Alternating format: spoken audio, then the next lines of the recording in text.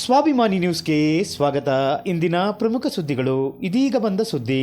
ಸಾಗರ ತಾಲೂಕಿನ ಕಾನ್ಲೆ, ತಡಗಳಲೆ, ಸೈದೂರು ಸೇರಿದಂತೆ ಈ ಗ್ರಾಮೀಣ ಭಾಗದಿಂದ ಸಾಗರಕ್ಕೆ ಕಾಲೇಜಿಗೆ ಬರುವ ವಿದ್ಯಾರ್ಥಿನಿಯರಿಗೆ ಬಸ್ ಇಲ್ಲದೆ ಕಂಗಾಲಾಗಿದ್ದು, ಈ ಬಗ್ಗೆ ಇತ್ತೀಚೆಗೆ ಶಿರುವಂತೆ ಸಮೀಪ ಜೋರು ಮಳೆಯಲ್ಲಿ ವಿದ್ಯಾರ್ಥಿನಿಯರು ಬಸ್ಗೆ ಅಡ್ಡಲಾಗಿ ಪ್ರತಿಭಟನೆ ಮಾಡಿದ ಘಟನೆಯಿಂದ ಕೆಎಸ್ಆರ್ಟಿಸಿ ಅಧಿಕಾರಿಗಳು ಈ ಭಾಗಕ್ಕೆ ಬಸ್ ನೀಡುವ ಆಶ್ವಾಸನೆ ನೀಡಿದ್ದರಿಂದ ವಿದ್ಯಾರ್ಥಿಗಳು ಪ್ರತಿಭಟನೆ ವಾಪಸ್ ಪಡೆದಿದ್ದರು. ಆದರೆ ಮತ್ತೆ ಕೆಎಸ್ಆರ್ಟಿಸಿ ಅಧಿಕಾರಿಗಳು ಹಳೆ ಚಾಳಿ ಮುಂದುವರಿಸಿದ್ದು, ವಿದ್ಯಾರ್ಥಿನಿಯರು ಬಸ್ ಇಲ್ಲದೆ ಕಂಗಾಲಾಗಿದ್ದು, ಇದನ್ನು ಅರಿತ ಸ್ಥಳೀಯರು ತಾಳಗುಪ್ಪ ಸಮೀಪದ ಗುಡ್ಡೆ ಆಲಳಿಯಲ್ಲಿ ರಸ್ತೆ ತಡೆದು ಪ್ರತಿಭಟನೆ ನಡೆಸಿದರು. ಮಕ್ಕಳಿಗೆ ತೊಂದರೆ ನೀಡುತ್ತಿರುವ ಕೆಎಸ್ಆರ್ಟಿಸಿ ಅಧಿಕಾರಿಗಳಿಗೆ